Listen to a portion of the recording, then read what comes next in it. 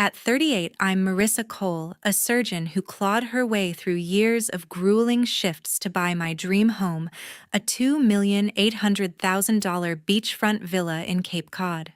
It was my sanctuary, my reward, a place to breathe after pouring everything into my career. But that peace shattered with one phone call. My brother called, his voice dripping with that familiar entitlement. "We're on our way to you," he said. "There'll be 20 of us. Prepare beds, towels, slippers, food. We're staying for 2 weeks. We'll be there in 30 minutes, so hurry up." I stood frozen, gripping my phone, his words echoing like a slap. 20 people invading my home. Without asking, I could already picture the chaos: strangers sprawling across my floors, raiding my fridge, trampling my space. My heart raced, not with panic, but with something sharper. I'd let him walk over me before, his endless borrowing, his broken promises, but not this time. I smiled, a plan sparking in my mind. This wasn't just about my house. It was about taking back control. He thought he could barge in and take over. He was about to learn how wrong he was. This story really made me reflect on the boundaries within family. What about you? Share your thoughts in the comments so we can discuss together. As I hung up the phone, my mind drifted back. Ethan's voice, smug and demanding, wasn't new. It was a pattern, one I'd ignored for too long, hoping family meant loyalty. I was wrong. 5 years ago, Ethan came to me with his big idea, a startup selling artisanal coffee. He needed $50,000 to get it off the ground. I was 33, fresh off a promotion, and wanted to support him. I wrote the check, no questions asked, believing his promises of repayment. The business folded in 6 months. He never paid me back, not a dime, claiming the market crashed. I let it slide, thinking family deserved second chances. Then there was my car. 2 years ago, Ethan borrowed my SUV for a weekend trip. He kept it for 3 months, racking up parking tickets and leaving coffee stains on the seats. When I confronted him, he laughed it off, saying I could afford a new one. I was furious, but stayed quiet. Mom had always preached keeping the peace. She'd passed by then, but her voice lingered, urging me to hold the family together. I tried, even when Ethan took my grandmother's pearl necklace from my dresser, claiming he'd borrowed it for his girlfriend. I never saw it again. He didn't even apologize, just shrugged like it was nothing. The worst was his son, Caleb. At 16, Caleb needed tuition for a private school. Ethan was too busy blowing money on sports betting to care. I paid the $20,000 bill, thinking of Mom, who'd always wanted the best for her grandson. Ethan thanked me with a half-hearted text, then bought himself a new watch. I saw it on his wrist at a family dinner, gleaming, while Caleb's school fees drained my savings. Each time I told myself it was the last favor. But Ethan kept coming back, banking on my success, my stability, my silence. It started when we were kids. Ethan, 2 years older, always had a way of getting what he wanted. He'd charm Mom into extra allowance, leaving me to scrape by. In high school, he'd take credit for my projects, grinning when teachers praised him. I worked hard, studied late, built my career from nothing. Ethan. He coasted, leaning on my achievements like they were his. When I got into med school, he asked for a small loan to cover his rent. I gave it, thinking he'd grow up. He didn't. Over the years, I handed him thousands, 10,000 for a failed DJ gig, 5,000 for a sure-thing investment. Each time he'd promise to pay me back, then vanish until he needed more. I wasn't naive. I saw the pattern, but guilt kept me hooked. Mom's words echoed, "Family looks out for each other." I wanted to honor her, to be the sister she'd raised. Ethan knew that, and used it. He'd drop her name in every ask, knowing it'd tug at me. Mom would have wanted this, he'd say, and I'd cave. But standing in my villa, his voice still ringing from that call, I felt something shift. Every loan, every stolen item, every broken promise piled up. This wasn't about family. It was about Ethan seeing my success as his personal ATM. I'd spent years building this life, this home, only for him to assume he could walk in and take it. The memories burned.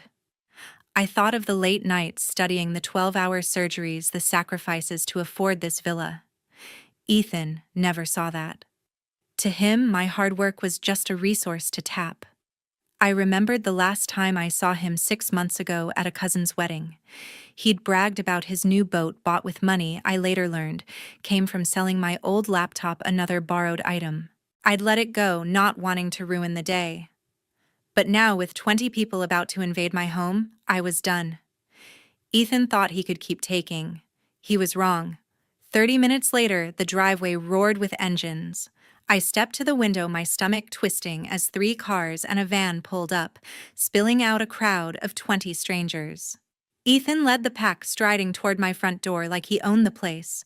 Before I could even open it, they pushed inside, their laughter loud and careless, carrying bags of chips, 6 packs of beer, and pizza boxes. The hardwood floor, polished just yesterday, was instantly littered with crumbs and muddy footprints. Someone dropped an empty can on my rug, the aluminum clinking as it rolled. I stood frozen, watching my sanctuary turn into a frat house. Ethan didn't even glance at me as he tossed his duffel bag onto my couch. "Nice place, Marissa," he said, his tone casual, like he was complimenting a hotel. His friends spread out, opening my fridge, grabbing bottles, and cranking music from a portable speaker. The bass thumped through my walls, drowning out the sound of the waves I'd come here to hear. One guy sprawled on my armchair, propping his boots on the coffee table. Another opened a bag of nachos, scattering orange dust on my white cushions. I clenched my fists, the air in my lungs feeling heavy. This was my home, my escape, and they were tearing it apart without a second thought. I followed Ethan as he headed upstairs, his sneakers tracking sand on my staircase. "Where's the best room?" he asked, not waiting for an answer. He pushed open the door to my bedroom, the one with the floor-to-ceiling windows facing the ocean. "This'll do," he said, tossing his jacket on my bed. "Me and a few guys are taking this one. You've got other rooms, right?" His smirk made my blood boil. I'd spent months designing that space, every pillow, every frame chosen to make it mine. Now he was claiming it like it was his right. "Ethan, you can't just take my room," I said, my voice sharp but steady. He turned, raising an eyebrow as if I'd said something absurd. "Relax, Marissa. It's just 2 weeks. You're not using it all the time, are you?" His friends lounging in the hallway chuckled, egging him on. One of them, a woman with a beer in hand, called out, "Yeah, lighten up. It's a party." I stared at Ethan, waiting for him to correct her, to acknowledge this was my home. He didn't. Instead, he grabbed a pillow from my bed and tossed it to one of his buddies. "Make yourself comfortable," he said, ignoring me completely. The violation hit me like a wave. This wasn't just about a room or a mess. It was my space, my life being trampled by people who didn't care. I thought of the years I'd spent building this, long surgeries, skipped vacations, every dollar saved for this villa. Ethan knew that. He'd seen me grind, yet here he was, turning my home into his personal playground. I watched a guy spill beer on my kitchen counter, not even bothering to wipe it up. Another left a pizza box open on the dining table, grease staining the wood. The noise grew louder, bottles, clinking, voices shouting over the music. My chest tightened as I realized how little they respected what I'd built. I wanted to scream, to shove them all out the door, but I held back. Ethan's dismissal stung worse than the mess. He acted like my home was a free Airbnb, like my boundaries didn't exist. I stood in the doorway of my bedroom, watching him unpack his bag, tossing clothes onto my chair. His friends milled around, some heading to the deck, others raiding my pantry. The smell of cheap beer mixed with the salty air, and I felt my sanctuary slipping away. I wasn't just angry, I was suffocating. This was my line in the sand, and Ethan had crossed it without a second thought. I followed Ethan into my bedroom. His jacket was still slung across my bed, his sneakers scuffing the hardwood as he rummaged through my dresser for extra pillows. The audacity of it, walking into my space, treating it like his own, lit a fire in my chest. I took a deep breath, steadying myself. This wasn't just about a room. It was about my home, my boundaries, and I wasn't letting him steamroll me again. Ethan, I said, my voice firm, you and your friends need to leave. Now. He stopped, turning to face me with a smirk that made my skin crawl. Leave, Marissa, come on, don't be dramatic. He said, his tone dripping with mockery. He leaned against my dresser, crossing his arms like he was humoring a child. This place is huge. There's room for everyone. Why make a big deal out of it? His words were sharp cutting, meant to make me feel small. I stood my ground, staring him down. This is my house, Ethan. You didn't ask. You don't get to decide who stays. His laugh was loud, almost theatrical, echoing through the room. Oh, Marissa, lighten up, he said, rolling his eyes. We're family, Marissa. Family shares, right? You've got all this space and you're hoarding it like some miser. He gestured around as if my home was a public park. The word family hit me like a jab, twisting my resolve. He knew exactly what he was doing, pulling that card to make me second-guess myself. I remembered Mom's voice, her lessons about unity, but this wasn't unity. It was invasion. Downstairs, his friends caught wind of the tension. A guy in a baseball cap leaned over the staircase railing, grinning. Yo, Ethan, she's serious, he called, chuckling like I was the punchline. A woman with a half-empty beer bottle joined in, shouting, Let's all just chill. Okay, it's a vacation. The group erupted in laughter, their voices blending with the thumping music. I felt their eyes on me, judging, dismissing. It was like standing in a spotlight, every word I said mocked. Ethan didn't correct them. Instead, he shrugged, turning back to me with a smug look. See, everyone's cool with it. You're the one making it weird. I clenched my jaw, my hands trembling. The room felt smaller, the air thicker as their laughter pressed against me. I wanted to scream, to drag them all out myself, but I knew I couldn't. Not yet. Ethan, I'm not joking. I said, my voice low but steady. You're not staying here. None of you are. He raised an eyebrow, unfazed, and tossed another pillow onto the bed. You're gonna kick out your own brother, really, Marissa? After everything we've been through, his tone softened, but it was fake, a ploy I'd fallen for too many times. He stepped closer, lowering his voice. Mom would have wanted us to stick together. You know that. That was the knife he twisted. Mom. He always brought her up when he wanted something. I saw her face in my mind, her warm smile, her endless patience. But I also saw the truth. She'd never have let him walk over me like this.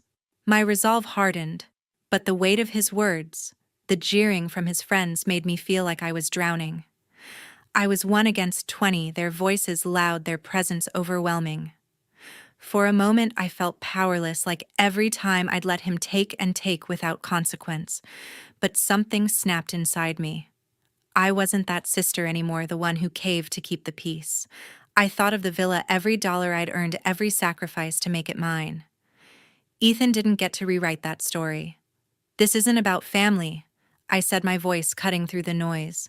This is about respect, and you have none. His smirk faltered just for a second, but he recovered quickly, waving me off.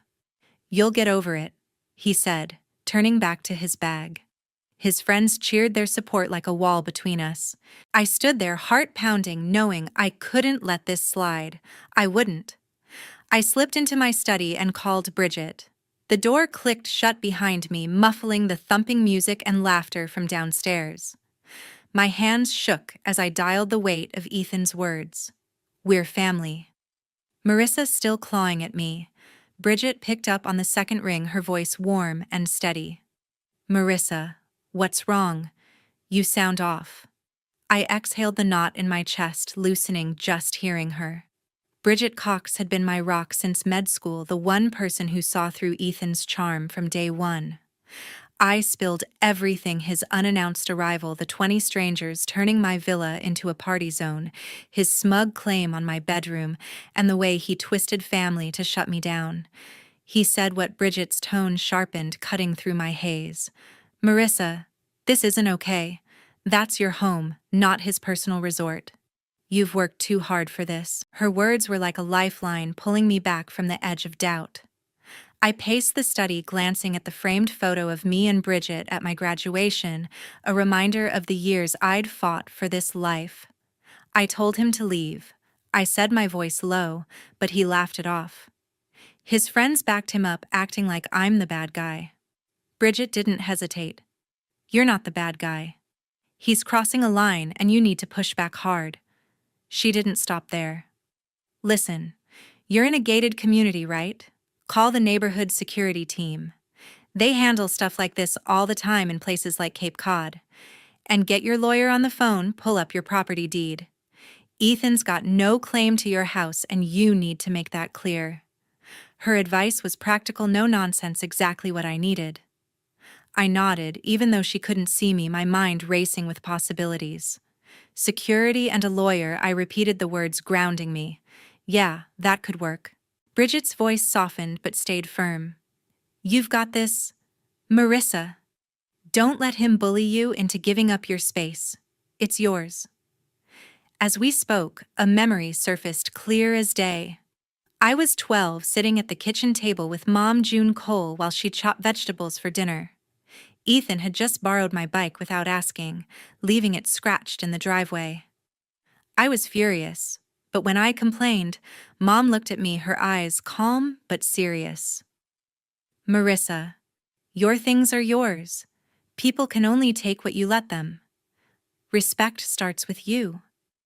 Her words had stuck even after all these years.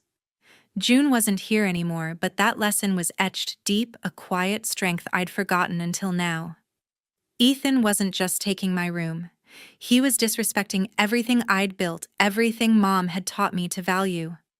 Bridget's voice snapped me back. You still there? She asked.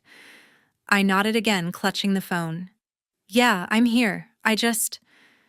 I remembered something Mom said about respect. She'd hate this Ethan acting like my home's his playground. Bridget sighed. Exactly.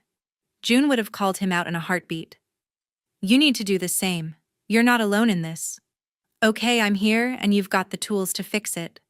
Her confidence was contagious, sparking something fierce in me. I wasn't powerless. I had options, security, a lawyer, my own resolve. I hung up, my heart still pounding but steadier now.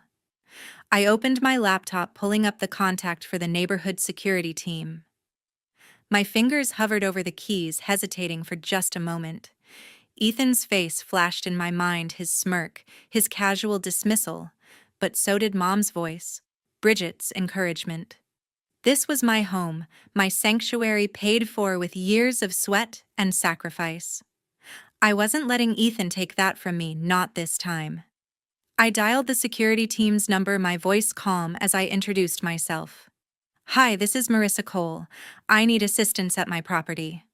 As I spoke, I felt the fire in me grow. I was done being pushed around. With Bridget's words in my head, I picked up the phone. My fingers moved fast, dialing the neighborhood security team's number. This is Marissa Cole.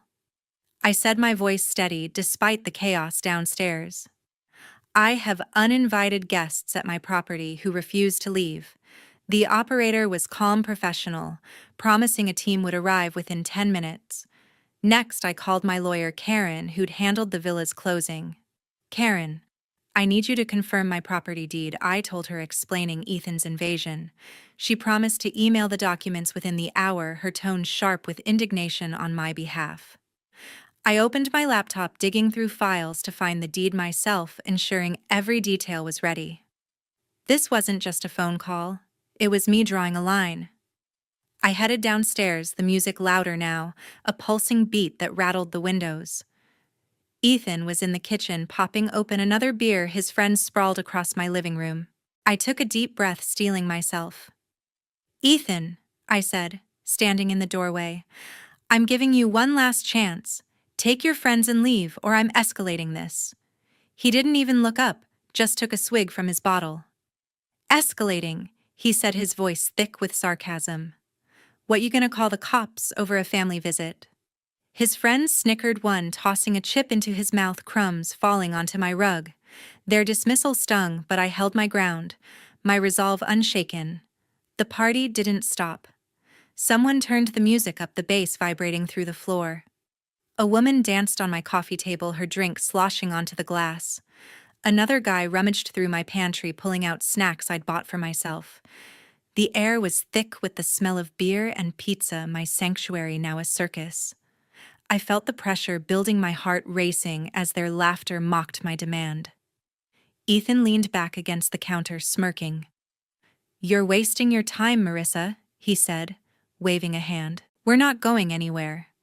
Just enjoy the vibe." His casual arrogance was a slap, pushing me to act. I pulled out my phone, stepping back to capture the scene. I snapped photos of the mess, empty cans scattered on the counter, greasy pizza boxes stacked on the table, muddy footprints streaking the floor. I zoomed in on the woman on the coffee table, her heels scuffing the surface, and the guy raiding my pantry, bags of chips torn open.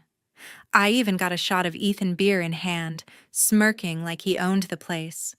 These weren't just pictures, they were evidence, proof of what he'd done to my home.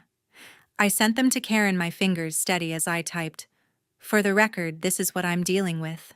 She replied instantly, "Save those. They'll help if this goes legal." The noise grew louder, a new group of Ethan's friends shouting over a card game in the dining room. I stood in the corner watching them trample my space, my chest tight with frustration. Every laugh, every clink of a bottle felt like a challenge to my authority. I thought of Bridget's advice, security lawyer proof, and felt a surge of clarity. Ethan thought he could ignore me, but I wasn't backing down. I checked my email. Karen's message had arrived, the deed attached confirming this villa was mine, not his. I clutched my phone, the photos and documents a shield against his entitlement. Time was ticking, security would be here soon, and I was ready to end this. 10 minutes later, the security team arrived. 2 black SUVs pulled into the driveway, and 3 uniformed officers stepped out, led by Officer Craig Spencer. His broad frame filled the doorway as he knocked, his voice calm but commanding. "Ms. Cole, we're here about your call." I opened the door, my heart steady despite the chaos inside. The music still blared, and Ethan's friends lounged across my furniture, oblivious to the shift. I handed Officer Spencer my property deed, the pages crisp in my hand. "These people are trespassing," I said, pointing to the crowd. "I've asked them to leave, and they refused." Officer Spencer scanned the deed, nodding. "All right, folks." He called out, his voice cutting through the noise. "This is private property. You need to pack up and leave now." The music stopped abruptly, and a hush fell over the room. Ethan pushed through his friends, his face red with anger. "You're kidding me, right?" he snapped, glaring at me. "Marissa, you called security. On your own brother." His voice dripped with betrayal, but I saw through it, another attempt to twist the narrative. "You didn't give me a choice." "Ethan," I said, my tone even, "this is my home." His friends stirred, some muttering, others grabbing their bags. But not all complied. A guy in a hoodie, swaying from too many drinks, stumbled and spilled red wine across my cream-colored rug, the stain spreading like blood. Another, trying to steady him, knocked a glass figurine off my coffee table, scratching the surface with a sharp screech. I winced but stayed focused, snapping a quick photo of the damage with my phone. Ethan saw me and scoffed. "Really documenting like some paranoid landlord? You're pathetic, Marissa." His words stung, but I kept my composure, nodding to Officer Spencer. "That's more evidence," I said quietly. Ethan wasn't done. He pulled out his phone, typing furiously. "Let's see how your precious reputation holds up," he sneered, hitting send. My phone buzzed seconds later with a notification from a social media platform. His post popped up, a photo of my villa with the caption, "My sister's so selfish she's kicking out family to keep her fancy house to herself." Ungrateful. The words hit hard, painting me as the villain to his followers. I felt a surge of anger, but I pushed it down. This wasn't about his online tantrum, it was about my home. "Officer Spencer," I said, showing him the post, "he's slandering me now." The officer frowned, jotting notes. "We'll address that later." Let's focus on clearing the property. The security team moved in, directing Ethan's friends to gather their things. Some complied, slinging backpacks over their shoulders, but others lingered, egged on by Ethan's defiance. "This is ridiculous," he shouted, pacing the living room. "Marissa, you're throwing away family for what, a house?" His voice cracked, but I saw the performance he was playing the victim, just like always. I stood by Officer Spencer, my arms crossed. "It's not just a house, Ethan. It's mine, and you don't respect that." My voice was calm, unshaken, even as his friends shot me dirty looks. The officers began escorting people out, checking IDs to ensure no one stayed behind. A woman protested, claiming she'd just spilled a little wine, but Officer Spencer was firm. "Ma'am, you're leaving now." I followed them, watching as the group shuffled toward the cars, some muttering curses, others laughing like it was a joke. Ethan was the last to move, grabbing his duffel bag with a scowl. "You'll regret this, Marissa," he said, his eyes cold. I didn't flinch. "No, Ethan. You will." The officers guided him out, and the door shut behind them, the silence deafening. My home was mine again, but the fight wasn't over. As the last car pulled out of the driveway, silence returned. The villa felt eerily still, the absence of music and laughter almost deafening. I stood in the doorway, watching the dust settle, my heart heavy but resolute. My home was mine again, but the cost was clear. I stepped inside, the weight of the day settling over me, and began assessing the damage.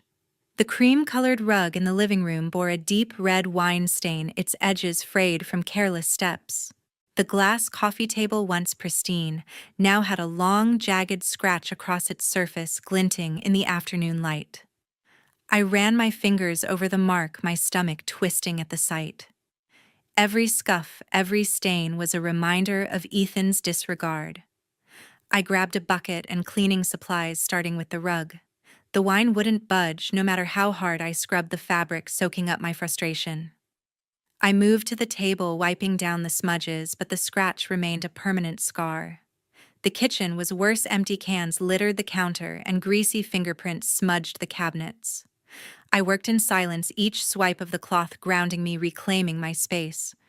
This wasn't just cleaning, it was erasing the invasion piece by piece. But as I swept the floor, I knew some things couldn't be undone.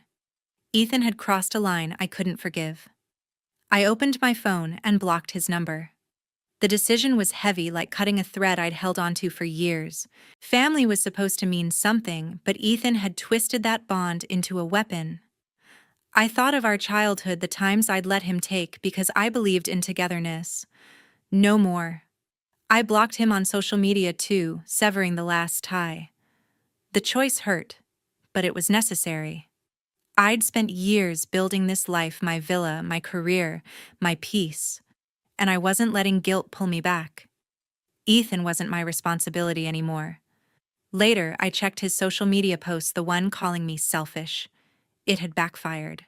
Comments flooded in, strangers and mutual acquaintances alike calling him out. "You showed up uninvited with 20 people. That's not family, that's entitlement," one wrote. Another said, "She worked for that house. Respect it." His followers, the same ones who'd cheered him on, now questioned his story. A few even messaged me, offering support, appalled at his behavior. Ethan's attempt to shame me had turned on him, his credibility crumbling under the weight of his own actions. I didn't feel vindicated, just tired. His loss wasn't my victory. It was just the end. As I sat on my deck watching the waves crash against the shore, I reflected on what this ordeal taught me. Setting boundaries isn't selfish, it's survival. Family doesn't get a free pass to disrespect you, no matter how close the blood. I'd spent too long bending to keep the peace, but peace at the cost of my dignity wasn't worth it. This villa, this life was mine, because I earned it, and no one, not even Ethan, could take that away. I thought of Mom's lessons, her voice in my head about respect, and realized I'd honored her by standing firm. Boundaries weren't walls, they were doors I chose to open or close. I want to thank you all for listening to my story. It's not easy to share something so personal, but I hope it resonates with you. Have you ever had to set a hard boundary with someone you love? How did you handle it? Drop your thoughts in the comments. I'd love to hear your stories. And if this moved, you please hit that subscribe button. Your support means the world, and I'll keep sharing real stories like this one. Let's keep the conversation going.